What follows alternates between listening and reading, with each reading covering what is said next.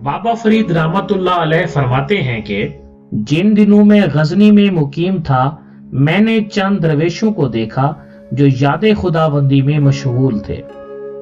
मैं उन दरवेशों के पास ठहर गया और एक रात उनके पास क़याम किया।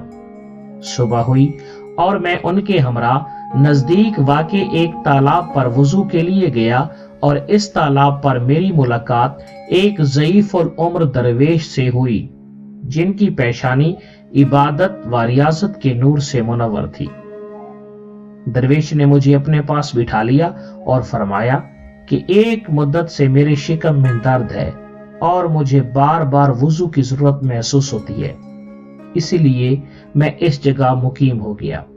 बाबा फरमाते हैं, मैं इन ज़ईफ़ुल उम्र दरवेश के पास रुक गया और एक रात उनके पास गुजारी।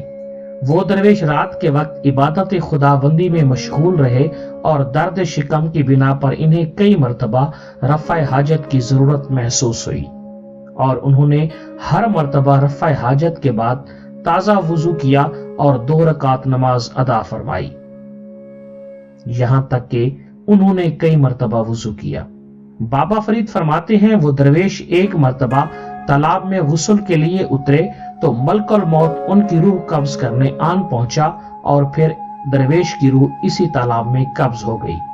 बाबा फरीद ने जब ये वाकया बयान किया तो आपकी आंखों से बेतहाशा आंसू जारी हो गए और आपने फरमाया कि सही अकीदा वही है जो बंदे को मरते दम तक अल्लाह ताला की इताअत व बंदगी में मशगूल रखे और इसमें मामूली सी भी गफलत का मुजाहरा न किया।